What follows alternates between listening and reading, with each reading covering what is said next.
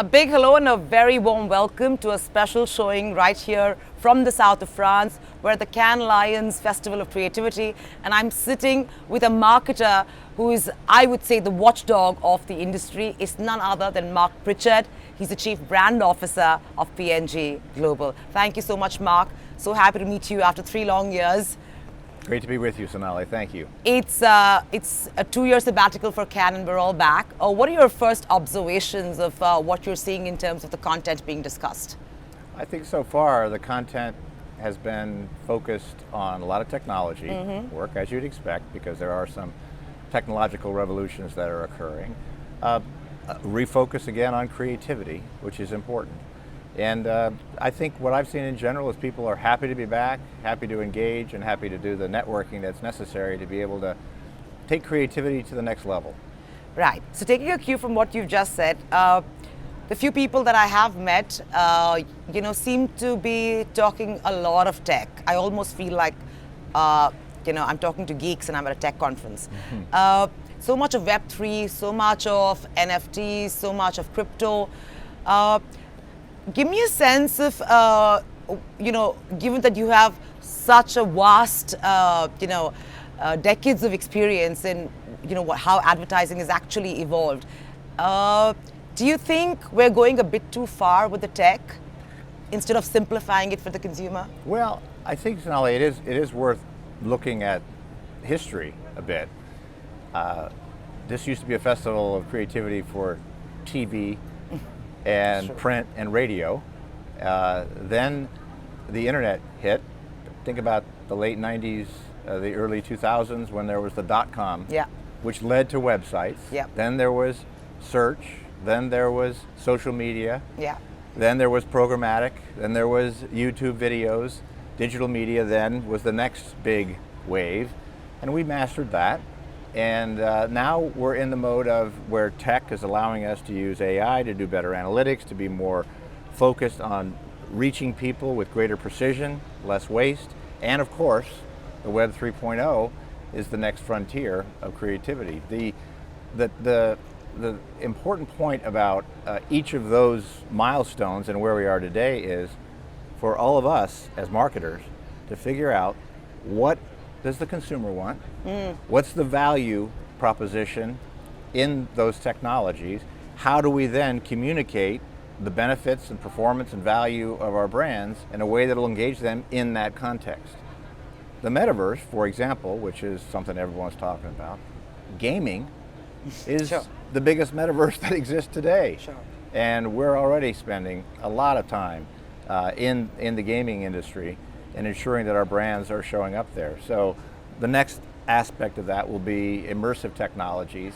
And I think that remains to be seen how it's all going to come out. But if we just stay focused on what does the consumer want, what is the experience that they will have in those and with those technologies, and how can we best communicate what our brand is all about, we'll be fine. Right.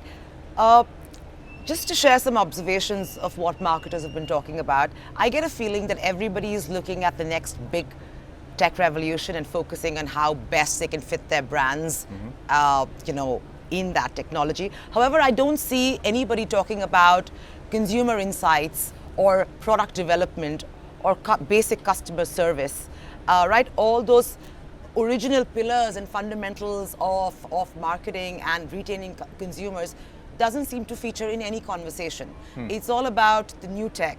Do you think somewhere we've forgotten that there is a product and the product needs to become better, smarter, and serve the consumer better? Those brands and companies that start with the consumer and identify the insight and figure out what is the consumer behavior relative to those new technology innovations, and then figure out how their brand can fit, they'll win. So to the extent to which people are doing it, what we're certainly focusing on at P&G is making sure we stay with the consumer. What does the consumer want? How do we convey and communicate? That's why we're into over-the-top streaming and figuring out the best way to do that. That's why we've used programmatic media from a data standpoint to reach people more effectively and cap frequency so we don't so we don't create excess frequency. And that's why we're into the gaming world, to figure out how that's going to work. So stay with the consumer, it all works out. All of us personally have gone through an arduous 2 years. How do you think the consumer has changed in the last 2 years? And was it a temporary change? And now that we're somewhat getting back to normal, do you think we're going back to our old ways, or do you think some habits have permanently changed? Well, probably two ways to answer that. Yeah. From a media habit standpoint, certainly there's been a big push into the over-the-top streaming world, and that's an area that we're spending a lot of time on, and engaging consumers in that environment. That's probably the biggest change that I would say has occurred. Still continuing in the digital and the video world. From a product standpoint and from a brand standpoint, what I would say is during the pandemic, our brands, which as you know are daily use, household and personal care, cleaning products like Gillette and Olay and Ariel, that has been something where our consumers have gotten even more focused on trusted brands that will deliver performance. Okay. Yeah, and it's been because when you're at home more, then you need to do more laundry, and you need to do, still you've got to take care of your baby's nappies, and so we have found that consumers are even higher levels of trust with our brands, and we've really focused on making sure that we communicate the performance of those brands, and I think that will continue. I think if anything, the brands that people trust more, they are trusting more, particularly since what we're doing is we're making sure that we're always giving them the absolute best, and we're communicating that to them as well, so they understand why is this a better product. But given the inflationary pressures and the fact that a lot of people have seen their income, size down significantly, have you seen consumers downtrading? Well, what we have found actually is we offer consumers, we call it a ladder. Sure. Make sure that we'll have different price points. What we've found is that when we communicate the superior performance of a product as well as the value associated with that, they're willing to invest in those products, because the way you need to think about value is not just a function of price, it's a function of price and performance. Okay. And so superior performing products, they work in inflationary environments because, especially in our categories, because our categories are these daily use where people can get greater mileage out of their fairy liquid. They can actually get better performance out of their Ariel and their Tide. They can get better performance out of their blades and razors on Gillette. So that performance combined with value is something that is really, really important right now, and we're really making sure that we spend a lot of time on. Marc, you recently said, and you pointed out to the industry that that a lot of companies are over-leveraging purpose marketing at the expense of brand growth. I'm curious to understand, and I'd like your explanation for all my audience that is hearing you in terms of what you mean by that. And I completely agree with you, because I think most companies are sounding like NGOs when they're not. What triggered you to make that statement? Well, the reality is I didn't say exactly that, but what I did say is that when it comes to doing good for society, what we need to focus on is growth first and foremost. Yeah. And then that can lead to good. So we used to say a force for good and a force for growth. We've actually flipped that around. You have, yes. Be a force for growth to be a force for good. When brands, in particularly again in our businesses, are focused on being a force for growth, that leads to good. It leads to economic good. It leads to good for our employees. It leads to good for our suppliers, our partners. And when you create growth and value, that then enables you to do more good for society and for the planet. So I think the industry has done a lot of good work on community impact, on equality and inclusion, and on sustainability. But the risk is that there's so much focus on the good that you forget the growth part. So that's why we flipped around. Growth, good. You know, Ariel's a good example of one of the products that we have around the world. Tide is another one where we have cold water cleaning. Well, cold water cleaning allows you to get a superior performance, and it reduces energy emissions, and it saves money. That's growth and good.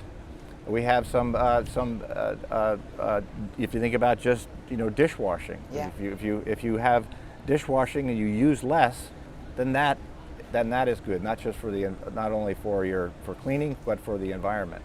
So I think the work that Whisper has done has been just magnificent in terms of its ability to make sure that we're focusing on what we call period poverty. Yeah. For those young women who have to skip school because of period, well, we're making sure that products are available. When that happens, period products are available, then they don't skip school. So that's good, but it's associated with Growth. the superior product, which drives growth. Sure. So we're in business, and our job first and foremost, and the superpower of this industry, is creativity for growth. That's why the industry was created, and it's what our number one priority is. We do that, it leads to good, and that's what I think we need to make sure we shift enough toward, particularly if economic times get a little tougher. When you look at, you've been very, very vigilant with how the digital behemoths have been performing. And we've had several discussions on, their transparency and their effectiveness. After several years of observation and conversation, do you think the digital behemoths have actually got their act together? Do you think they're more transparent? Do you think marketers, big marketers who are powerful, have pushed back enough to demand a unified metric system, just like we have for traditional media? Do you think any of those things have actually come to fruition? Well, I think what has come to fruition, which is important, is that there is far more transparency on viewability of ads, on reach performance, on frequency management, on brand safety, on fraud prevention. All those things have happened, and that was really the major calling that we had 5 years ago. Sure. That has really been done effectively.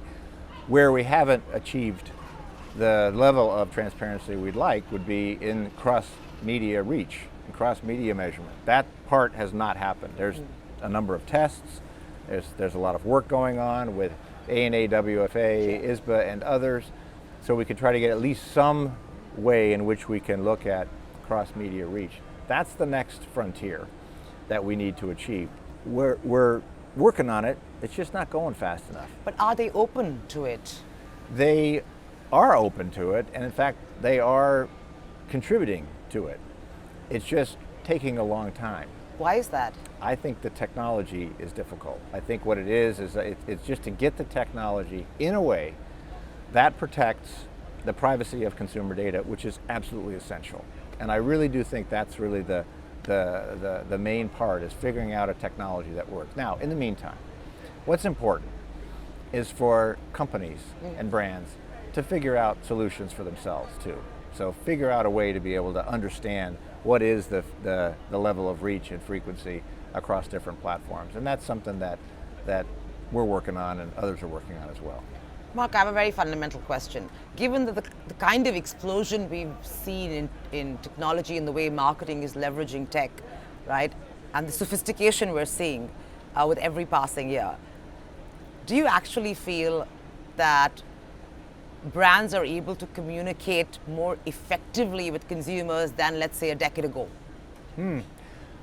I do. Yeah? I do think we've been able to do that, because what we have done, at least within our company, is we've constantly focused on reinventing consumer understanding, reinventing media, and reinventing advertising. And the way we do that is we focus on engaging with consumers in a way that we can get true insight, very true insight with how they are living their lives and what their needs are and their habits are and their practices, Where possible, engaging consumer where we can get first-party data with permission, and then use that first-party data to be able to then go reach others with effective advertising.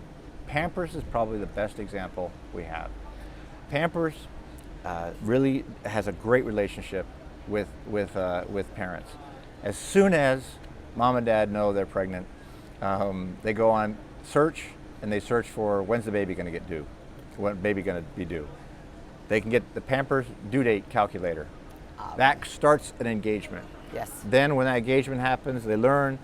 Over time, they get a little bit more interactions, and then Pampers respectfully asks, would you like some more information in exchange for some information? They trust us. It's all with permission. Then they can start getting additional information. For example, like the baby name generator, like the Snap Stories that brings stories to life for bedtime stories. And then we can serve different creative to them in a way that really, really resonates with them. And we figured out to be able to take enough of the data and in a privacy safe way, figure out how we can reach literally 95% of diapering households with Pampers, which is much more than we used to do before, and do it in a way that we can precisely give them the kind of creative that will be the most effective. And Pampers is doing great. So for a moment, Mark, if I ask you to remove your P&G hat, yes, and wear the industry hat, which you don at several occasions. So for this question, yes, if I asked you, do you think broadly are consumers more interested in advertising than they were, a decade ago? Do you think that's true? I still think that that advertising. Unfortunately, we've seen some studies that indicate that advertising, particularly excess frequency, in other words, too many ads served to the same person over and over again, is still a challenge for consumers, and that's really where I think the problem lies, which is why we're so focused on trying to get mass reach with precision and no waste, because it'll make for a better consumer experience. And I'm very proud of the work that our team in India is doing. They're really, I have to say, that our India team doing some fantastic work across all mediums, across programmatic, digital, TV, radio. They're working with retailers, really finding a way to be able to do that. And then it's our job as marketers, all of us, to raise the bar on the communication. Give them the help people understand, what is this product? How does it work? What does it do? Why is it better? And if you do that, consumers love it. Yeah, that's basic marketing. It's basic marketing. Yeah. Exactly, which is creativity for growth. That communicates performance and value. And that's really our number one job, is to make sure that we can do that. With inflationary pressures, with the world going through very uncertain times, with a lot of economic duress across countries and the spending power of consumers declining, companies such as yours and others will get a lot of scrutiny when it comes to your budgets, because it's hard times for everybody. What do you say needs to be done in terms of budget control, because management is going to pose those questions, and how is creativity actually going to translate to business? These are going to be questions that are going to be asked. How do you see the next 5 years panning out? I'll tell you the way we're focusing on it, and that just comes down to our fundamental strategy, which is we have that portfolio of daily use products where performance drives brand choice. We are making sure that we're investing in the absolute best products, packaging, communication, retail execution, and value. And if I come back to communication from a brand building standpoint, that's a function of media that reaches as many people as we possibly can without waste, with precision. That's productivity. That's media productivity, to make sure that we can reach as many people as we possibly can by reducing excess frequency, which is waste. Yes. That makes it more productive to reach more people. That's where we need to focus on. That doesn't mean more spending necessarily. What that means is more reach. Then on the advertising standpoint, it's making sure that we focus on what is the superior performance of this product. Why is it better? Why does it clean better? Why does it shave better? Why is your hair going to be better? Why is your baby going to be drier? Why? And then why is that a better value versus the alternatives? Those are the two things that we need to do in our brand building world right now. And I think that is what we have been doing, and I think that's what's been helping us, our business grow, and that's what we need to do in the future, and particularly making sure that we really focus on the performance and value equation. I know that you've said that you should maintain your media budgets, and killing the media budget or reducing it is not the answer. Yeah. I know that P&G maintained that in 2021. But going forward, do you think that's going to be possible? You possibly are influential enough to do it. But do you think there's going to be an impact in the ad spends going forward, because it is definitely getting tougher? Back to our business, I can't speak for the entire business, Sure. the entire industry, but what I can say is that we will absolutely focus on getting the most out of whatever we spend. That will vary around the world and vary by brand in terms of how it's done, but there is still plenty of productivity opportunity in the media world. Yeah. Plenty, because there's still, when you think about reach, you know, our reach in many markets is maybe we get up to reaching 70% of the consumers on average. Our products pretty much 95% and above use. There's still a lot of room on reach. There's still a lot of times when people will see the same ad over and over and over again. They don't need to do that. That's where we have to pull that waste out and be able to figure out how we can reach more. So you can take waste out and increase reach, and you can do that at a budget that is affordable. So I think what this is going to really speak to, which is we are absolutely focused on, is making sure that we get the most productive media spend, so it's the most efficient, reaches the most people, and then of course couple that with the advertising so it's the most effective. You know, it's been a tough 2 years for the creative industry as well, because it's tough to come up with great ideas when you're not in a great mind space. But you've seen a lot of international work, that is being displayed at Cannes. What is some of your favorite work that you think deserves to win, and also some of the best work P&G's done in the last 2 years? I haven't seen a lot of the work yet because it's early in the week. Yeah. I'm excited about our India missing chapter. A missing chapter. Missing chapter, which is just fantastic. It actually won a Silver Lion last night.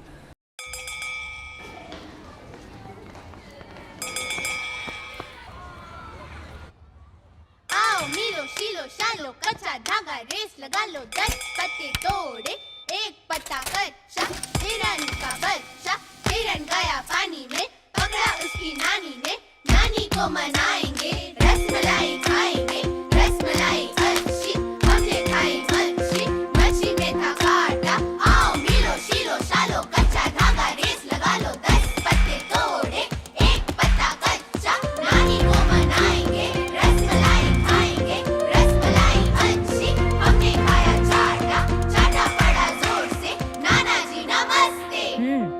पढ़ के सुनाओ। सबके सामने। Come to the principal. देखिए madam, school भर में पर्ची बांटती फिर रही है। इसको बोलो पढ़ के सुनाए। पीरियड्स। पीरियड्स 10 से 12 साल की उम्र से शुरू हो जाते हैं। ये हर महीने होते हैं जब यूट्रस अपनी लाइनिंग खून के रूप में योनि से बाहर निकालती है। पीरियड्स हफ्ते भर तक चल सकते हैं। पैड इस्तेमाल करने से हम सब कुछ कर सकते हैं। पीरियड्स कोई बीमारी नहीं, शर्मिंदा होने की चीज़ नहीं, ये कोई श्राप नहीं, और इसका मतलब ये नहीं कि आप मरने वाले हो। पीरियड्स आपके स्ट्रॉन्ग, हेल्दी वुमन बनने की निशानी है। आपको पता है आप इसके लिए सस्पेंड हो सकते हैं। हम तो सिर्फ 4 दिनों के लिए स्कूल मिस करेंगे, लेकिन जो ये चैप्टर नहीं जानते उनका स्कूल तो हमेशा के लिए छूट जाएगा ma'am.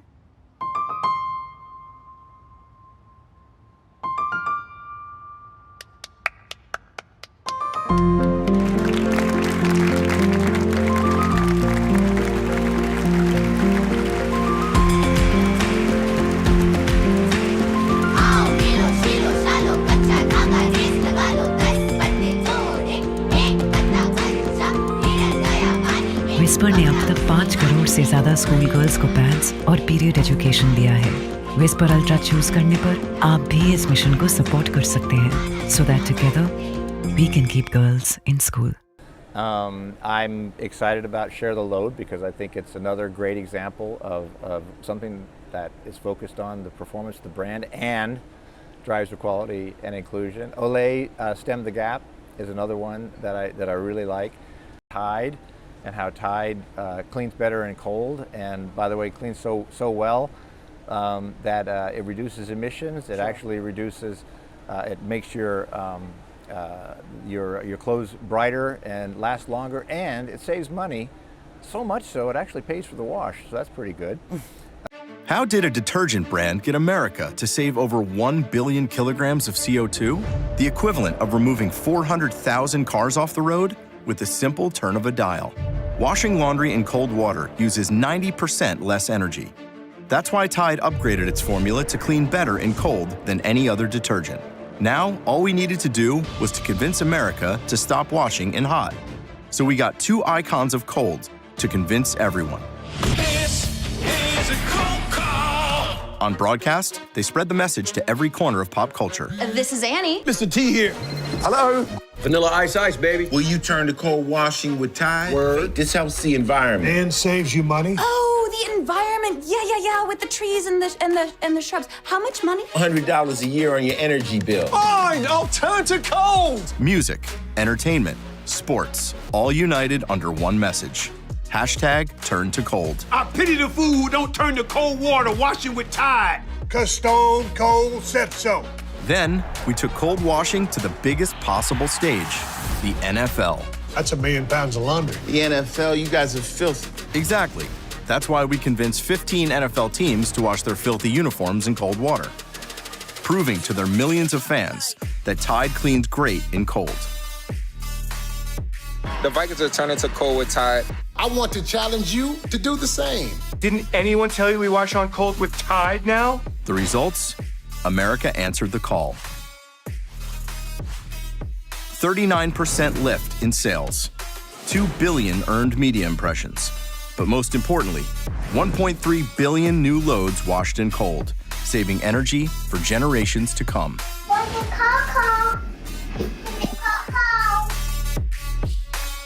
Turn to cold with Tide.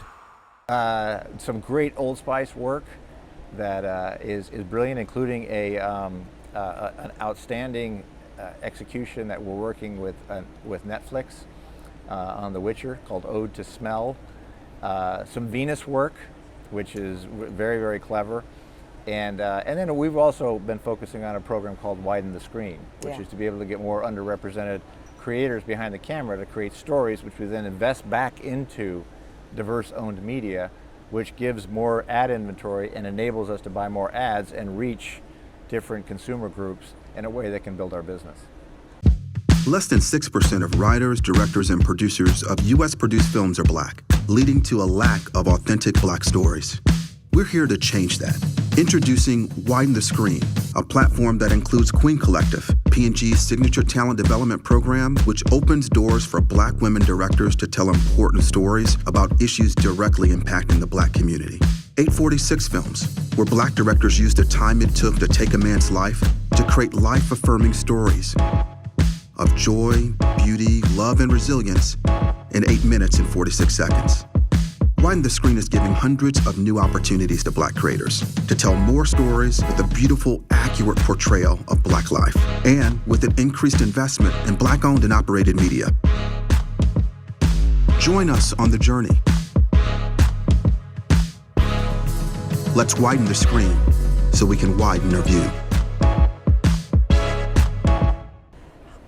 Media supply chains, you know, we have talked about the fact that it has been very murky in the past and quite fraudulent. Has there been any changes in making sure that those checks and balances are put in place to make it just more transparent, ethical, and efficient? Yeah, I think in general, what has happened throughout the supply chain is there has been a greater degree of transparency to make sure that people are seeing the ads that we pay for, we're reaching the people we want to, and we at least understand what the frequency is. Where it needs more work is still how we can place the ads in such a way that we don't have too many ads at the same time. Where we've made progress on that is we've taken, in many parts around the world, our media planning and analysis in-house. So that's given P&G a greater degree of visibility and control on the data and control, so we can then create our media plans, still working with agencies, because agencies are still an important partner, but it does give us a greater degree of control by also increasing programmatic spending. That allows us to be able to reach the consumers we want and then cap the frequency so we don't get the waste. So mixture of work that different media companies need to do, plus us taking things, matters into our own hands to be able to get the data and analytics that we can, that allows us to have more control. Are you going to scale that up? Your current operations of doing media yourself, are you looking to scale that up in the future? Yeah, we're seeing it start to expand in more places around the world. So it's fairly extensive in the U.S., in China. We're seeing more in Europe. So we're looking at alternatives literally everywhere in AMA, and it's not completely taking it in. It's taking those aspects that make sense for P&G to focus on. A lot of that is data, analytics, and then planning. And then we still do a lot of the buying through and with agencies. Well, what stops a company like you to buy yourself? One of the more data and programmatic capability and technology that comes to life enables us to do more of that. We still would do that through an exchange, but it's still a greater degree of control. There's still a lot of TV buying that needs to occur, and a lot of other publishers that we think that would be a bridge too far in terms of taking it all the way. Declining TV ratings globally, not so much in India though, because we're still a very TV dominated market. Yep. But are you seeing significant trends where you're seeing in the next 5 years a complete flip in media consumption? I think there will be a continued shift to the over-the-top streaming, which is digital. The linear and traditional TV, if India, for example, follows the trend that has happened in other parts of the world, it will continue to decline. I don't think it will go completely away. I believe that what companies will do is they'll figure out how to innovate to make that a better experience. So I think there'll be a mixture. I can't predict exactly how it's going to go. All I know is this: people are still watching linear TV. Yes. They're watching over-the-top streaming. They're engaging in digital. We need to be all those places. Exactly. So how would you look at your media allocation at the moment, and how do you think that will change, in the next 5 years? I think it varies by market, Sonali. So yeah, it's absolutely. hard to tell. But there's still a fair amount of TV. Just to give you directionally, which would probably be the most helpful, is that the linear TV is coming down, the over-the-top streaming is coming up, programmatic is coming up. We still have a large amount that's going to be in search, as well as in social media. Increasingly, we're seeing more and more in retailer media and in e-commerce, as e-commerce starts to rise. Again, different by market based on the development, but that will be the other shift. And we're seeing more and more retailers that are starting to do media at the same time that they're doing selling. So on e-commerce, right, a number of marketers I spoke to, a number of retailers I spoke with, and analysts, of course, during COVID, it got a big impetus, and we saw, people's habits change overnight. However, some of the reports, at least in India, and I'm not sure how that extrapolates globally, said that the moment the lockdowns, were taken off and people became more free, the percentage of e-commerce sales dropped dramatically. It went back to the original. It didn't drop below the 2019 levels. Yeah. There was a slight uptick, but it just settled there. It wasn't as dramatic as 2020 and 2021 when we were all caged. Yeah. That's the India analytics. I'm not sure how it's played out globally. It's shifted again. varies by market. You saw the general trend that you just described. Yeah. And I think what it has done though is that it has at least provided people with the new habit that they can buy online. Yes. And so I think what we're at least planning for is that it will continue to grow, and particularly as what's happening now is omni retailers. So it's not as there's the pure play e-commerce players, but then you're seeing those companies that have physical stores are also getting into e-commerce. So you have this combination that's occurring, because what it's doing is it's giving people the opportunity to buy and purchase products in many different ways. You know, whether if they want to go into the store, they can do that. If we're seeing in some markets, if you want to order online, go pick it up at the curb, not even get out of your car, you can do that. Wow. You can go into the store, buy a few things, and then go pick up some other stuff at the same time. You can order and they can ship it to your home. So it's essentially giving consumers and shoppers the ability to shop in different ways. And then e-commerce plays in that or the digital world plays in that, because you can search online for the product, you can learn about the product online, and then you can either order it or you can go in. Mark, don't you think it's funny that almost every company worth its salt talks about saving the planet, talks about sustainability goals, and so on and so forth. But if you look at what e-commerce has done, and in the number of food delivery apps, number of grocery delivery apps, just number of apps for convenience that come to our home, we become so lazy. Look at what's happening. There's so much more traffic because there's so many more shipments happening, so much more travel on the road for delivery. So are we really interested in saving the planet, or is it just,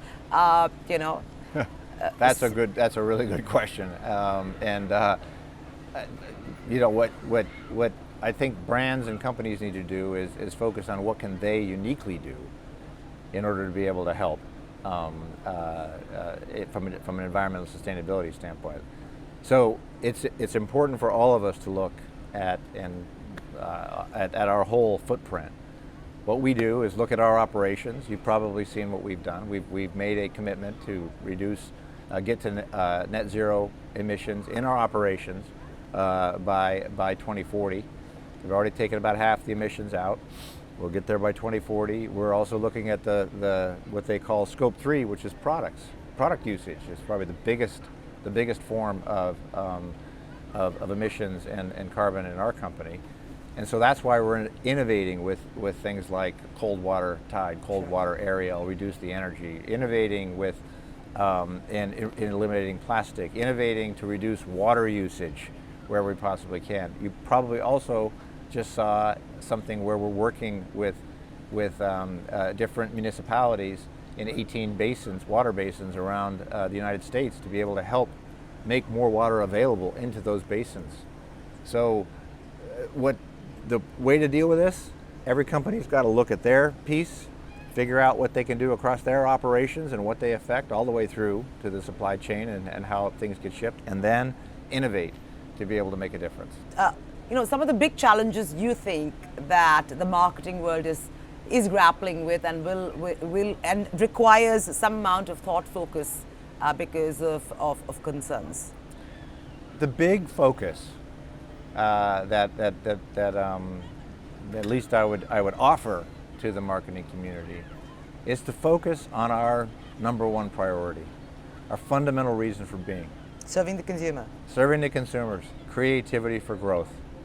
Focus on getting those consumer insights on what are their needs, their wants, their desires, their problems, the jobs to be done, the problems to solve, and then helping them understand how our product performs in a way, our brand, your trusted brand, your Tides and Ariels and Pampers and Always and Whispers and Olays and Pantenes and Crest and Oral-B and Gillette, all those, how those products will give them the best performance possible at the best value. That right now is really what is the most important focus that I would offer is what, where we should be. It's certainly what we're focusing on. We do that and marketers doing it in a productive way, making sure that we're finding every element of productivity. Then figuring out what's coming next. How do you constructively disrupt the business? How do you make the market bigger? That's the focus. It's very much the fundamentals. And that's not happening at the moment. That's what we're focusing on. No, I understand. I think that's my advice. But it's certainly, I believe we have been doing that, which is why our business performance has been as strong as it's been. It's been particularly strong in India as a result of that focus on the fundamentals.